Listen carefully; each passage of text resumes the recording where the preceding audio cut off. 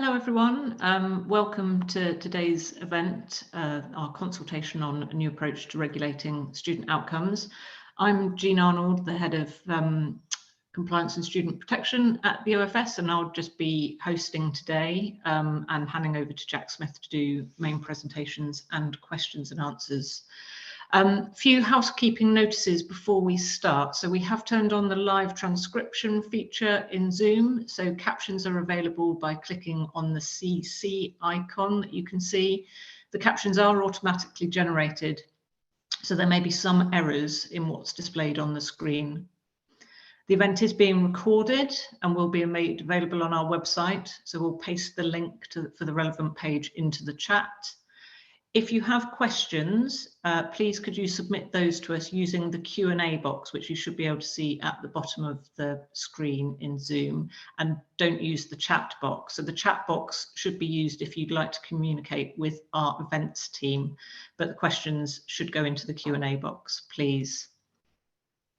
They'll only be seen by us and we'll try and answer them where we can during this event. For the TEF event, we did have over 200 questions, so we're expecting a lot today. There's a lot of participants, so we'll try and get through as many as we can, but if helpful, we'll publish a summary of the questions asked after the event.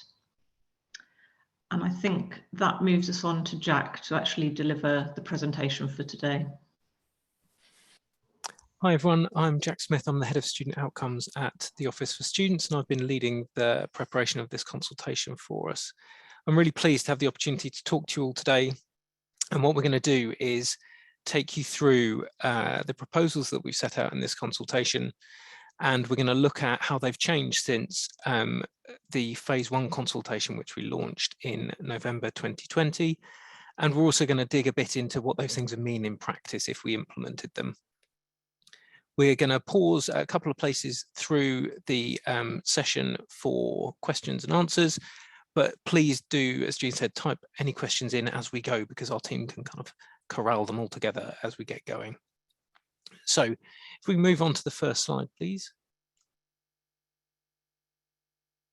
So what I wanted to start with today is to just set out why the OFS thinks this consultation is really important and some of the policy objectives that are sitting behind it.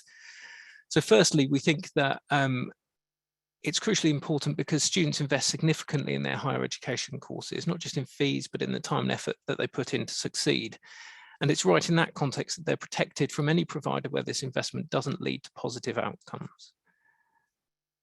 We think that all students are entitled to expect their provider to deliver a minimum level of quality, and that includes a minimum level of performance in relation to student outcomes, regardless of their background.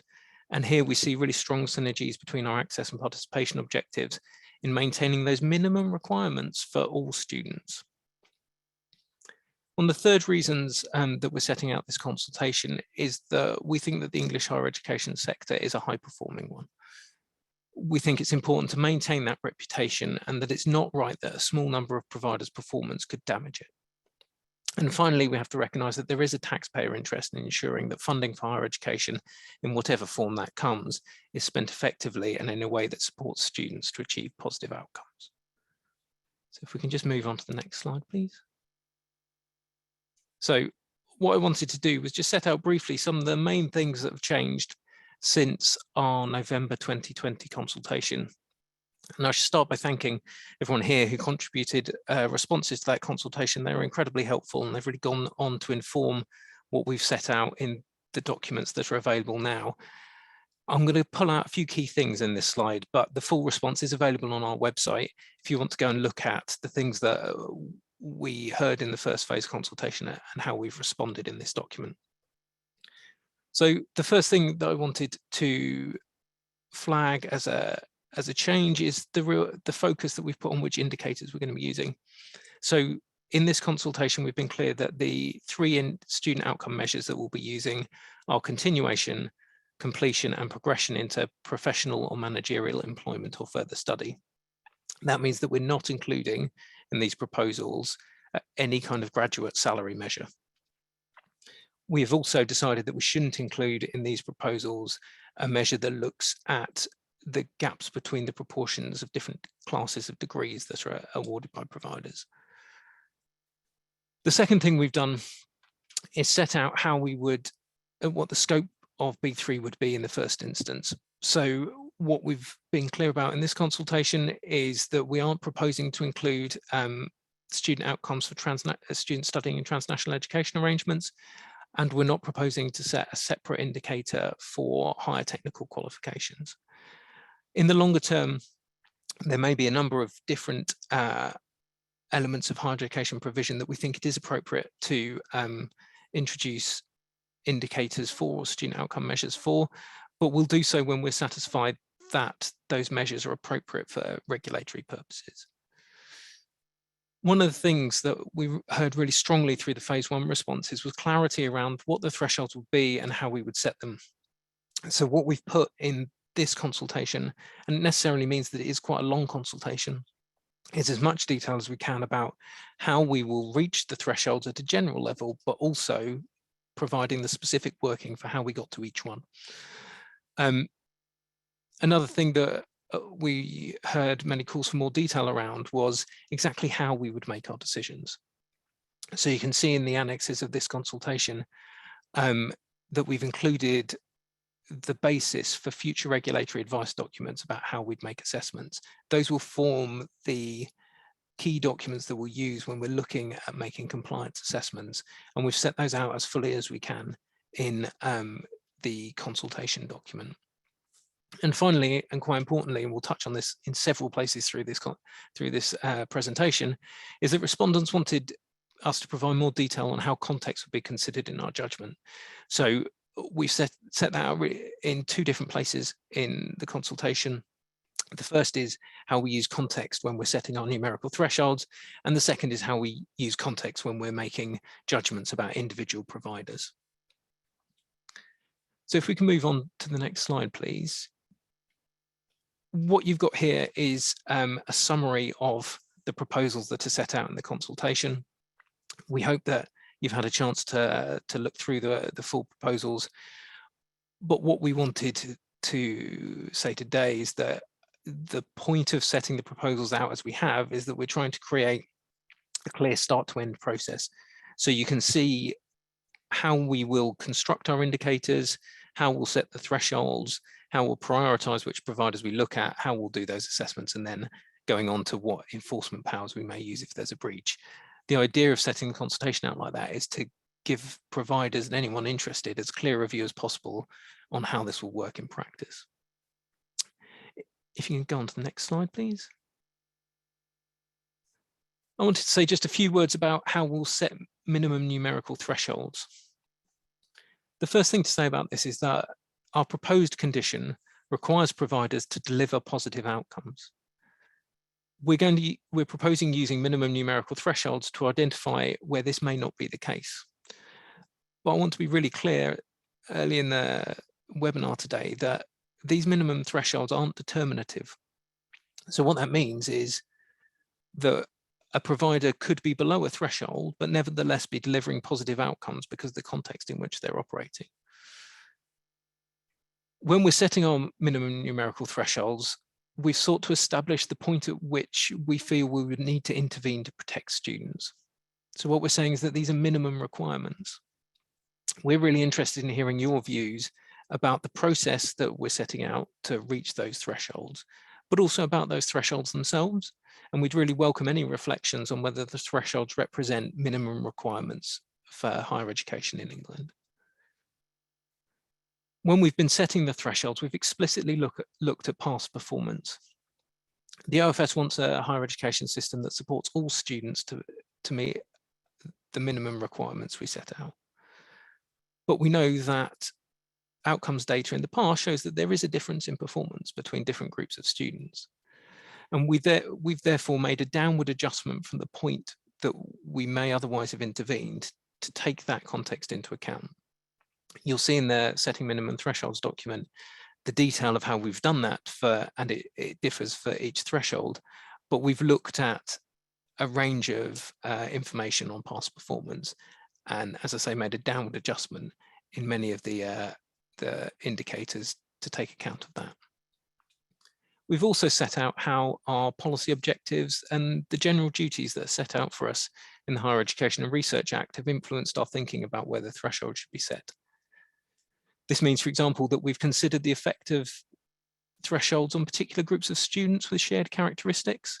And you'll see in the consultation that in several places we've made additional downward adjustments where a particular group of students would be disproportionately affected by our proposals. If you go on to the next slide, please.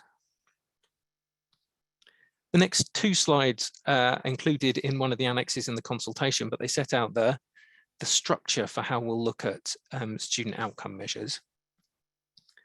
We thought really long and hard about the appropriate number of thresholds to set. In doing this, we've been thinking about two main issues. The first is about properly reflecting the different kinds of structures of higher education delivery that you're all encountering across your organisations. And the second is about making sure that we've got a sensible, manageable number of thresholds. What we're proposing to do is set a threshold for each indicator. And when we talk about indicators throughout the consultation, what we mean is, and you can kind of follow this down on the slide as we go, a student outcome measure, so one of the things in the purple boxes, plus a mode of study, so one of those things in the blue box, and a level of study, so one of those things in that kind of peachy yellow box. So what that means is that we would set a different threshold for continuation for full-time other undergraduate students than we would for continuation for full-time postgraduate taught masters. In this consultation, we're looking at two different methodologies for completion. And what that means is that we're consulting on 64 different thresholds. Once you join all those things together, we're really keen to hear your views on whether we struck the right balance and whether you think that there should be more thresholds or whether you think that there should be fewer. If we can move on to the next slide, please. Although we set thresholds, we're proposing setting thresholds at the indicator level, we are including in our proposals the use of split indicators.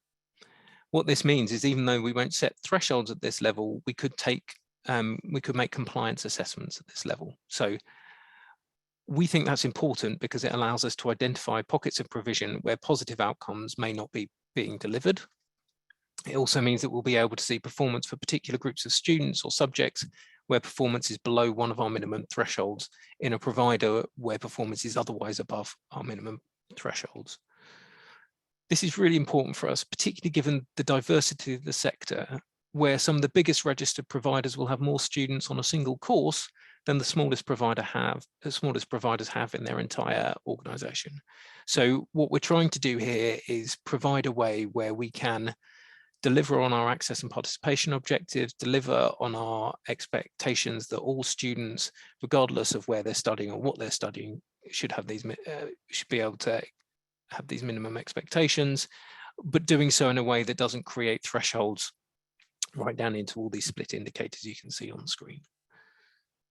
So I'm going to stop there, Jean, and see if there's any questions that have come in that we can pick up on at this point. There are, Jack. Let me just get them through. There's a couple about benchmarks. I'm sorry, I'm starting at the bottom rather than top here. A couple about benchmarks. So kind of broadly, why use thresholds in B3, but benchmarks in TEF? Why not just use one approach across the piece? Okay. So the main reason that we are looking at using these absolute lines in B3 is in part for the reasons set out in the regulatory framework. We're regulating against minimum requirements. And we looked at a lot of responses that came in to the first consultation around the use of benchmarks. And I'll explain a bit more later about how we are actually going to use benchmarks in this process. But we felt that it wasn't appropriate to try and set minimum requirements using those benchmarks, because what it would mean is, in one interpretation of how you might use them, we could be taking regulatory action against providers that would otherwise be a long way above where our minimum requirements are. So a provider that had 90% continuation on first-time degree courses may well be performing below its benchmark, but it wouldn't otherwise have been of regulatory concern to us. So what we're trying to do here is set a kind of a shared minimum requirement for the whole of the HE sector, and then see TEF and our use of context as the way in which we use benchmarks to understand the different mixes of student population. Okay, great, thank you. There's also a question here, kind of about a cluster really about graduate outcomes. So one questioning the use of graduate outcomes data, which the questioners kind of said that that's seen as problematic in the sector. And do we think there's therefore an issue basing our indicators on this? And also around TNE and assessing progression data for, or outcomes, sorry, for TNE students. So we've set out in the data indicators consultation is a place where there's a lot of information about our use of graduate outcomes to measure progression. And I'd really encourage people, there's another one of these webinars next week, so you can dive into the detail of that there. But we think it's really important that you have some measure of progression for students that invest time in higher education. They do get value from that in going on and having careers that follow on from the kind of study that you do at higher education. And graduate outcomes is the route that we're proposing to use to measure that. We think that it's a more appropriate use for these purposes than some of the others that are available. So as I said at the top, we're not using a graduate salary metric, for example, and we are seeking views on the use of graduate outcomes and how we've described positive outcomes through this consultation. So we think it's the right one to use in this context. We think it's the best indicator that we have available that applies at a national level to all graduates. But we'd really welcome views on alternative measures that we could have used for measuring progression. But we are committed to understanding what happens to graduates once they leave higher education. And then the question about TNE and how we assess progression there. So as I said, on transnational education, we aren't proposing to set thresholds. We aren't proposing to use B3 at this point in time to make any assessment of student outcomes. However, we think that there are things that we should look at. Our regulatory scope covers transnational education. And as we go forward, we're going to want to engage with the sector about how we can best look at student outcomes in those contexts. And clearly there are very different factors at play across different countries that we would want to think about as we start doing that. But that's not for this consultation, that's for a future consultation. And we've set out in the documents that we've recently published that there would be a clear separate consultation on how we would do that in the future. There are lots more questions, but in the interest of time, do you want to move on? We'll move on. Great. So next section we're going to talk about is how we'd start to put these proposals into practice. I've split this out into a section on registration and a section on monitoring, but there's a lot of crossover between the two because the processes are similar in many ways. So we think it's helpful for everyone on the webinar to understand how they work in both contexts. So what you've got on screen at the moment is a summary of how we would go through testing whether a provider is able to meet our initial conditions of registration. If you satisfy those initial conditions of registration, that means you can be registered.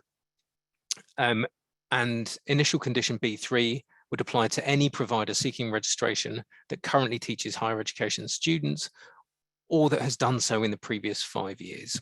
There's a lot of detail in the consultation about how we'd work that out. But wherever we've got that data to form those indicators and split indicators, we're proposing that we would look at any point that's below a minimum numerical threshold in order to consider whether the provider is delivering positive outcomes. We're going to look at over the next few slides about how we do that. And as as we go through them, I just want to reiterate that through this part of the consultation, we're really interested in responses from registered providers, as well as those seeking registration, about whether what we're doing here sets the right bar for entry into the higher education sector. So if you can go on to the next slide, please. So I said that we'd look at any points where a provider's performance was below a threshold. This slide is just kind of setting out what we mean by that. We use here and throughout the consultation, we talk about point estimates. And what we mean here is the point that best describes a provider's most likely performance in a given indicator. For registration purposes, we're proposing to look at any instance where this is below a minimum numerical threshold. And what we mean by below in this context is that the point estimate is below and that we have very strong evidence, so around 95% statistical confidence, that the provider's underlying performance is below that threshold as well. If you go on to the next slide. Thanks. So I'm hoping that people can see this slide okay. What we're looking at here is an example of a data dashboard that we would put together for a provider. I'm going to talk a bit about how it would work in registration, but this is exactly the same kind of dashboard that we would use in monitoring. One thing we wanted to flag today is that all registered providers have been sent this data for their own students. It went to accountable officers, so the head of the organisation, whether that's Vice Chancellor, Chief Exec, or whoever the head of your organisation is. We haven't seen as many downloads of that data as we would expect. So just to flag here today that if you haven't seen it, it was made available through your accountable officer. The letter went out on the 20th of January. If you've got any problems at all accessing that data, then please do email us at the regulation@officeforstudents.org.uk and we can make sure you can get access to that. There's also an example of the data available on our website. If you didn't get access to that because you're not a registered provider, you can go and see what a whole dashboard would look like. You can see at the top of this slide that this is an example of split indicators for continuation measures for first degree students on part-time courses.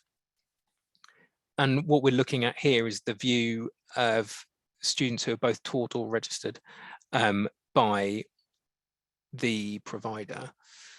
Just to kind of talk you through a couple of bits, the bright blue line you can see is the proposed numerical threshold. The black lines in the middle of the green bars are the point estimates, and the green bars represent the statistical confidence. And here you can see a number of indicators where those green bars, so that represents the possible underlying performance of this provider, goes below our threshold. We can skip on to the next slide, please. What we've picked out here is those 4 indicators where there is a point estimate. So the black line, the observed, this is the kind of most likely performance is above the threshold, but actually we think that there is a statistical possibility that the provider's underlying performance is below the threshold. But for the purposes of registration and indeed for monitoring, we don't propose considering those indicators. If we can go on to the next slide, please. What we would be looking at, though, are any of those indicators where the point estimate is below the threshold and we have at least around 95% confidence that the underlying performance is below that threshold as well. We've put a big yellow box around nursing and midwifery here for this provider, so you can see that the performance is below the threshold, and the purple box shows our statistical confidence. And here we're 100% confident that the underlying performance is below the threshold. You'll note in the proposals in the consultation that we've set out how we're going to use this the concept of statistical confidence in our assessments, and we're talking about using some broad categories, and we use the word around a lot. What we're trying to do here is a deliberate attempt to avoid cliff edges, because we think that there's probably not a huge amount of difference between a provider where we've got 94.9% statistical confidence and one where we've got 95.1. And what we want to do is use these statistics to give us a way into understanding provider performance. So if you could skip on to the next slide, please. So you can see here that once we've identified those points, we'd move on to doing that for the whole provider. So we'd have a collection perhaps of points that were below minimum numerical threshold. And after that, we'd follow the 3 steps in yellow on this slide. We'd look at what we know. And this is where we'd start to interrogate benchmark values, for example. So we could see whether there was any reason in the data that we hold that a provider's performance was below the threshold. And we'd also look at any other contextual data we hold. If at that point we weren't satisfied a provider was delivering positive outcomes, then we engage with the provider and ultimately enter formal decision-making processes where the provider would have another opportunity to make representations. We're interested through this consultation in hearing the views of those providers considering registration, but I know from looking at the attendees list, many of you are from registered providers, and our proposals are intended to protect the reputation of English HE, and we're really welcoming of views on whether the approach that I've just described does this. And we also know that many of you work in partnership with other HE providers who might be seeking independent registration in the future. So you'll have particular views on how this approach might affect them.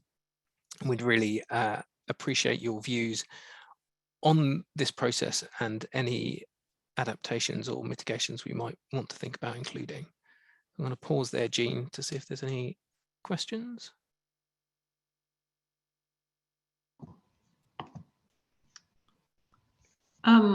There don't seem to be one specific to registration. Lots coming in thick and fast about other things.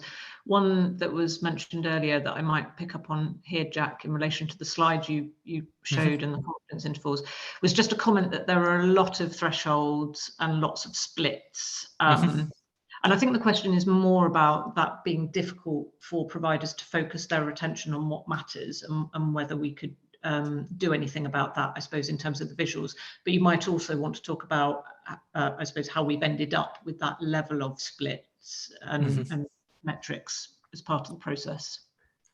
Yeah, that's really helpful. So if I deal with why did we end up with this many splits, as we talked about earlier, we think there's a balance here to be struck between the difference that you might see as you split down between different levels of study and between different student and course characteristics, and trying to address that kind of how manageable is this, along with the policy objective, actually identifying those pockets of provision where performance may not be as good as it otherwise is across an institution. What we've set out are our proposals for how we might do that, and we think that they're reasonable, but we really welcome views through the consultation about whether we've struck the right balance there or not.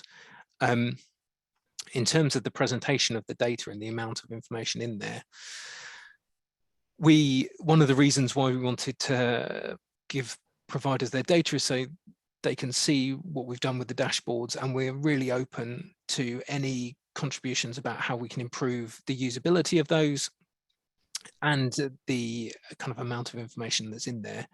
One of the things that we have to deal with at the OFS is there are 420 providers on the register. We need to make sure that we've got a system that works for all of them, and in different ways, having more or less information is helpful for some providers and not for others. So if there's something that you would find particularly helpful for us to do with these data dashboards, we really want to hear about it. If there's things that we could do to help simplify the data or give you different views on it, then again, we really welcome people's views on how we can do that. We're really open to thinking about how we present this in a way that's helpful for providers in engaging with the requirements that we're placing on them, and also for just general users who might be interested in looking at HE performance. Okay, thanks, Jack. There's one here as well. Again, it's not specifically about the registration, but it probably goes back to that slide actually on the confidence intervals. Someone asking for clarification, is there a percentage figure on the certainty, which I think means the statistical confidence? If the indication falls below the threshold but certainty overlaps, would that raise a possible assessment?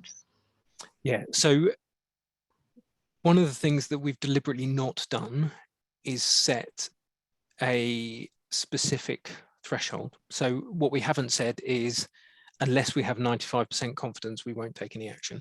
And the reason for that is the that we want to see confidence as a spectrum, not as a series of cutoff points. Part of that has developed out of responses to the approach that was taken in the TEF previously, and kind of thinking about some of the advice that we've had coming out of that.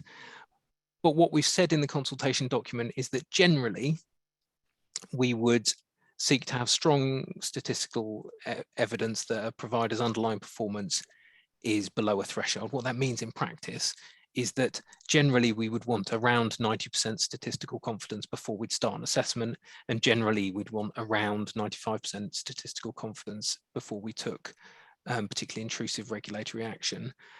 However, given the range of provider sizes in the sector, there may be instances where a provider's performance is a long way below the threshold, but for a relatively small number of students, and we have quite wide confidence bands. So there, we may still seek to take some kind of regulatory action, even if we don't have 90%, 95% or 90% confidence. So I'd really encourage people to see it as a spectrum. There's not a specific cutoff point, but what we've done in the consultation is set out those broad categories of when we think we would generally take action. Okay, thanks. Do you want to move on? It feels like there might be quite a lot of time to pick up more questions at the end. So yeah, great. So the next bit we're going to talk about what it means in practice for monitoring. So if we can go on to the next slide. So these slides kind of dig into how we propose implementing the ongoing condition. So this is the one that applies to all registered providers. The first thing to say is that we're proposing to publish our data on an annual basis. That would include providing the data dashboards to providers in the same way that we have every year. I'm going to talk about timelines for implementation right at the end of this section, but in general, we think that we would be making those publications in spring each year. And then we'll think about that as Data Future starts to roll out and whether we need to change that. Each year, we would then make some prioritization choices about which cases to assess. And that's because we think that across all of that range of indicators and splits that allow us to have that really rich view of a provider's performance, there may well be a number of places where many providers have one indicator or a handful of indicators below a threshold, and therefore we don't think that it's possible or indeed helpful for us to be seeking to take regulatory action in all those instances. We heard a lot through phase one that providers have in place their own systems for identifying areas where they would want to see stronger student outcomes. And we expect that by providing this data, providers will go and tackle that performance directly and look to improve it and support their students in a way that means that those thresholds are met.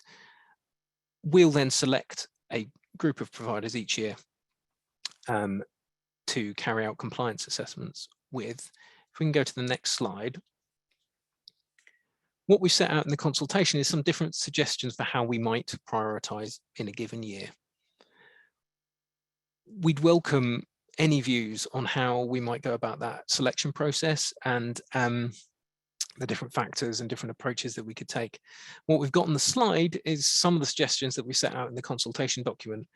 I should say they're suggestions. We're really open to people's views on the best way of prioritizing performance to kind of best protect students and maximize the effect of this. We could use these. We're proposing that these would be general approaches, and that in any given year we could use one or more or use them in combination. And that once we had prioritized a group of providers in a given year, we would write to those providers and say that they had been selected and that we wanted to engage with them and ask them for further information. For any provider that wasn't selected at that point, then there would be no further information that you would need to provide to the OFS. We understand that you would want to engage with the data in the way that you would engage with your own student outcomes data, but there's nothing that we actively require providers to send to us. In the consultation, one of the other things that we're asking for views on is what we do once we've prioritized a provider. So we could prioritize one indicator and use that to go and have a conversation with the provider about that very specific indicator. Or we could say, actually, we've prioritized you on the basis of one indicator. Whilst we're having that engagement, we'll look at any indicators that are below a numerical threshold. And clearly you can see that one of those processes would be much more tightly focused, but a provider may need to have conversations with us over a number of years, and the other would be more resource intensive, but we would address all of the points that are below threshold and form a view on all of them. We think there are benefits and costs to each of those, and one of the things that we've asked specifically in the consultation is for views on providers' views on which one of those it would be most appropriate to use in our prioritization process. We can go on to the next slide. So once we've published that data and we prioritize the cases, we move into these next 2 points. So engagement and decision-making processes. These 2 stages are intended to provide the opportunity for a university or a college to identify the evidence that show that even though its performance is below a threshold, actually it is delivering positive outcomes. This means in this process, this is the bit of the process where we look at context for individual providers. That can happen less formally through engagement with us after we've notified providers that they've been selected for prioritization, or it can happen through a more formal representations process as part of decision making. If we go on to the next slide, I'll talk a bit about how we consider context. So, as I said at the start of the webinar, on the phase 1 consultation, we got a lot of responses about how we use context and how important that is in making decisions about higher education providers' performance. We've already talked about how we take context into account when setting the numerical thresholds. However, we can only observe in data what we hold data about. So we firmly believe that we shouldn't be taking any regulatory action without understanding the circumstances in which a provider delivered that performance. The HE sector is really diverse, and setting sector-wide thresholds may have different effects for individual providers or for groups of students. And if you look at our general duties, those things set out in here that we have to consider when we're performing our functions, actually we're legally required to give consideration to those effects. For those reasons, we've put at the heart of our proposed new condition context in decision making. What this means is that we can't make a decision about compliance for an individual provider without considering the context in which those outcomes were achieved. One of the things that we also heard during phase 1 was that although we talked about context in our phase 1 proposals, we hadn't put enough detail in there about how we would implement that in practice. So that's in the consultation documents in proposal 5 on page 55, if you have it in front of you. And we've set out as much detail as we can on the kind of factors that we think we would take into account. What I should say is we would be open to taking any relevant information into account when considering an individual provider.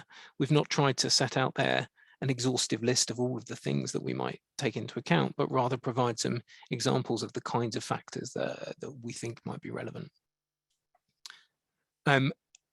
So when we're thinking about a provider whose performance is below a threshold, but otherwise might be delivering positive outcomes for its students, one of the things we'll look at is its historical performance. And this is where we have introduced the use of benchmarking values.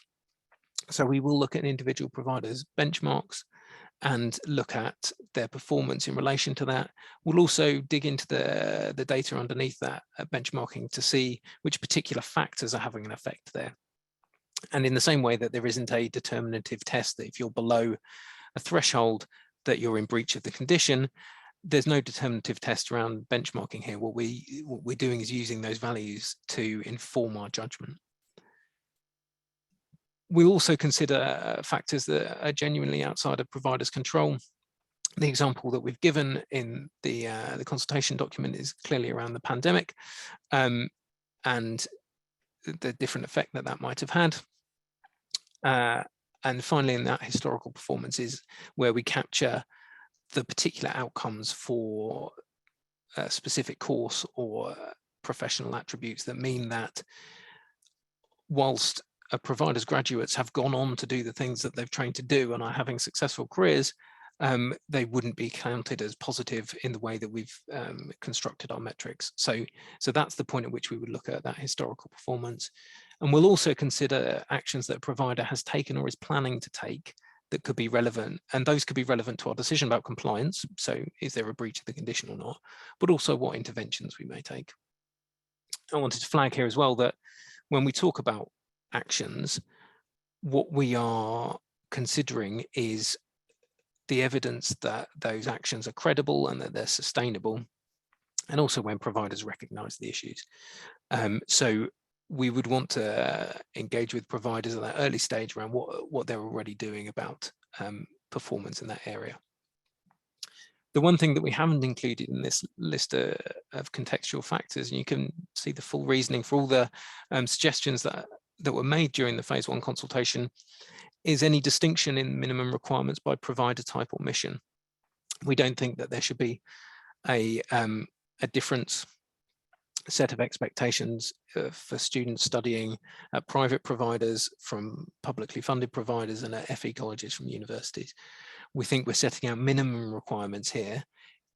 And if you think that those minimum requirements are set too high, then we would really welcome views on that through this consultation. And our TEF consultation sets out, sorry, the Teaching Excellence Framework consultation sets out how we propose recognizing the difference in provider type and the mix and of students and subjects in recognizing excellence above these minimum requirements. If we can move on to the next slide, please. So the final stage of the process would be after decision making, where we have found that we consider there to be a breach of B3. So that would mean that we'd found that the provider isn't delivering positive outcomes for students. Then we would consider whether it's necessary to impose regulatory interventions or sanctions. If we can go to the next slide, please. So what we've got here is the range of regulatory interventions and sanctions that are available to us. This consultation sets out proposals that are in line with our general approach to using regulatory interventions. You can read about that in the regulatory framework, and we've got a specific piece of regulatory advice 15 on monitoring and intervention, which sets out the processes that we use and the factors that we take into account when making our decisions. The key thing to take away in terms of B3 is that our interventions will be escalatory. So starting on the specific ongoing conditions and moving through, we think that in most cases, we would normally expect our first action to be imposing a specific ongoing condition of registration. And what we've set out in the consultation is that for B3, what we think that will look like is something like an improvement notice. So this provider must improve to meet the minimum numerical thresholds or otherwise deliver positive outcomes by a certain date. And that date would be different depending on the indicator we're looking at. You can see that we might expect to see improvements in continuation rates on full-time courses at a faster pace than we would expect to see improvements in progression for a part-time course, for example.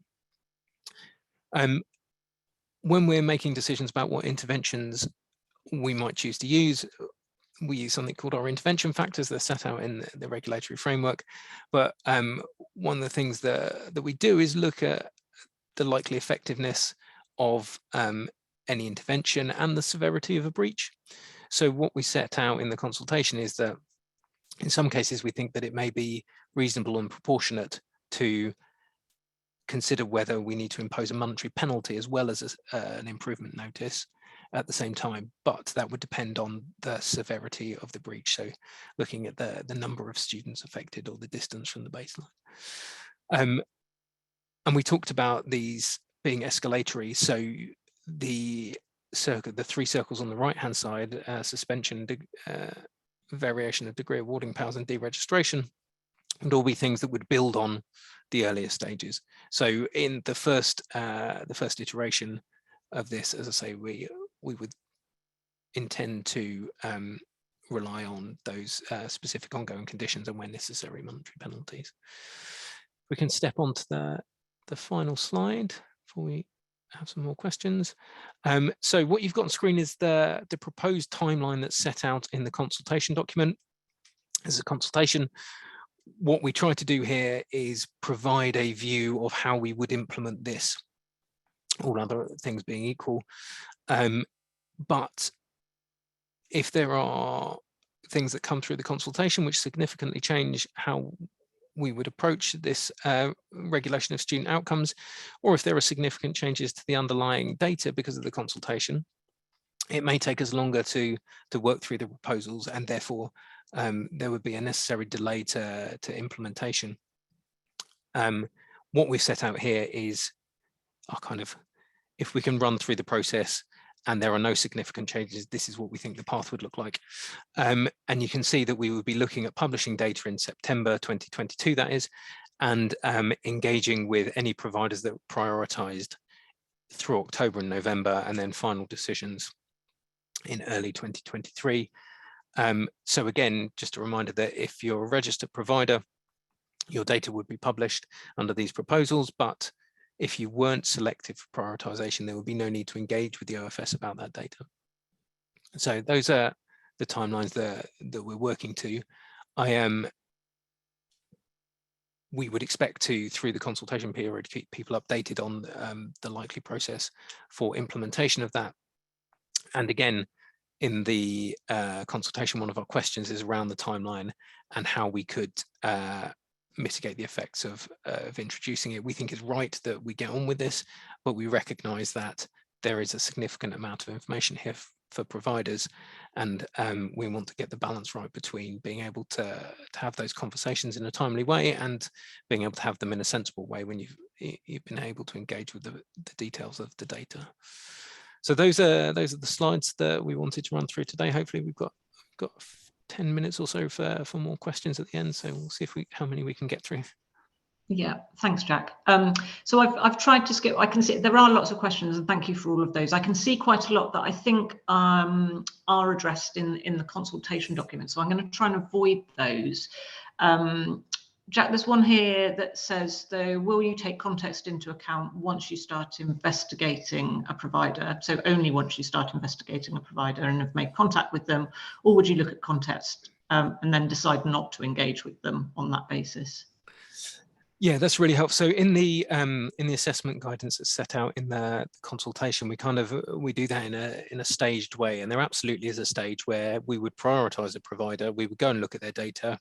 We would be able to see from our existing data, whether that's benchmarking or other data, that there is context that we would happily accept as showing that the provider's delivering positive outcomes, and therefore we may not take an assessment any further.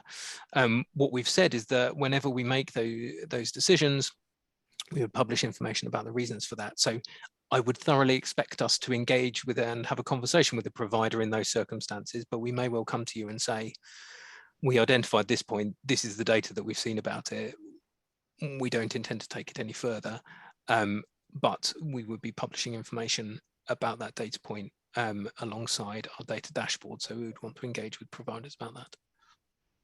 Okay, and what about prioritisation in relation to student characteristics as well? So what would that mean in practice? Does it mean that we would actively prioritise those where there are more students from disadvantaged backgrounds, or might we deprioritise those?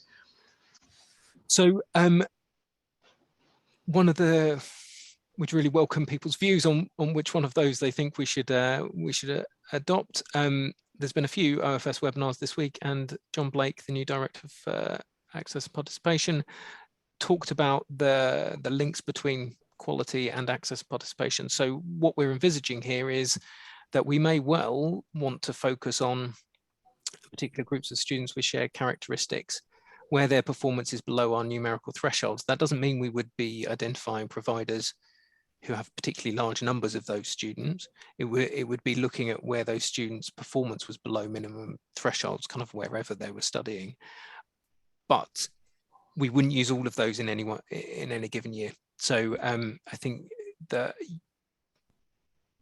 people listening to this could expect us to use different approaches in different years, focusing in different ways. Maybe that's thematically by subject or by course structure, or simply looking at the largest pockets where there are most students at a provider that's below a minimum threshold. Okay, thanks, Jack. I think we've probably got time for to squeeze a couple more in. Are you concerned that the room you're leaving for subjective judgments on context makes the decisions harder and just more subjective and challengeable? So there's clearly a balance here. What we don't want to do is operate a system that has that determinative threshold. So if you are below this line, then you're automatically in breach of the condition for the reasons that we set out above. These are the data-driven indicators. We think that context is really important.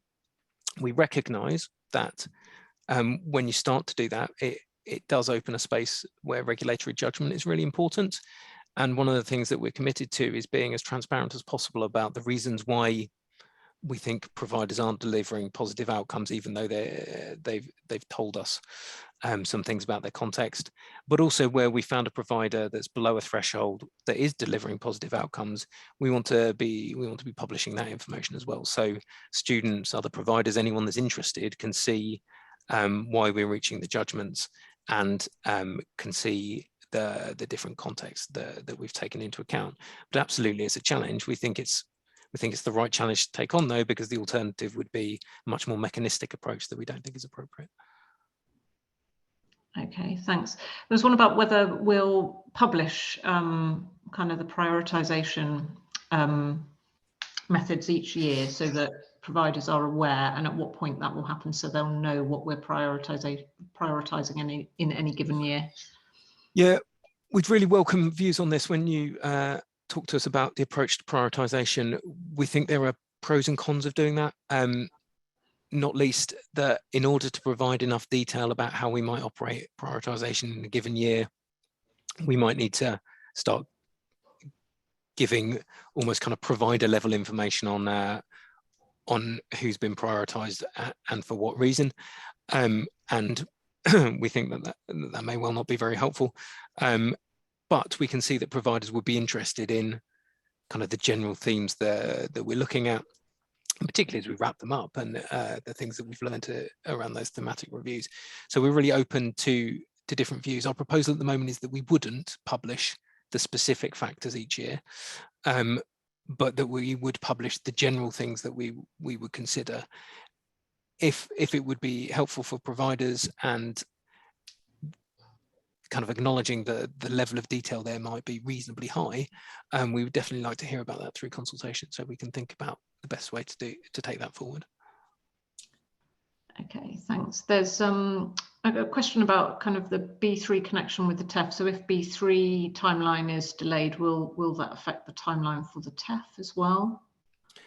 No. So the TEF proposals are consultation as well. So so we're all open to the views of the sector and reflecting those in our consultation timeline. So there's necessarily on any consultation we have to consider the relevance and nature of the points that are coming in. So beyond that, what we're saying about B3 is that where we find a breach of B3, there would be a second judgment about the effect that has on the TEF award. And you can see that that's really necessary because, for example, the TEF is an undergraduate scheme, and we may well find breaches of B3 in relation to postgraduate qualifications. And we need to think about that. We think that there is a direct relevance between not meeting the minimum requirements for quality and standards conditions and the TEF, and there would be read across there. And how we would manage that is set out in the TEF consultation document, so we can point people in that direction. Okay, great. There's loads of questions that I just want to acknowledge about the dashboards, because I've not covered that here. Some saying they're good, some saying they're kind of a bit difficult to navigate, would be helpful to have them different format, etc. There's I think we'll kind of try and pick those because they're quite practical things in some cases up separately from this event because we're running out of time. one asking, will they be made publicly available? So Jack. The dashboards themselves. So that's the proposal that we're setting out. What we've done for this consultation is publish anonymized sector distribution. So you can see the broad shape of the distribution in the sector and the proportion of students and the proportion of providers who would be below any particular proposed threshold. What we would do we're proposing to do in future is to make available that data for named providers, and then for each individual provider, make available data, as you can see in the data dashboards. That's absolutely one of the consultation questions. We're really aware of our responsibilities there around making sure that that data isn't misinterpreted, and that people are clear about the fact that our condition very clearly says that you're only in breach of a condition if we've made that assessment and we don't think the context means that you're delivering positive outcomes. But we know that publishing that data is going to have an effect. So we've opened up the consultation. We'd really welcome hearing views on how we can do that effectively. One of the things that we took on is that if we didn't publish that data, we strongly expect that other people would. And I've seen already that someone has taken it upon themselves to publish some data that tries to match the two things together. So we want to hear views on how we can do that in the most sensible way. But our proposal at the moment is that the whole data dashboard would be published, as well as those sector distribution charts. Okay, thanks, Jack. I think we'll draw it to a close there because we're approaching 3 o'clock now. So just thank you very much for your attendance today. Just to let you know that the consultation runs until the 17th of March.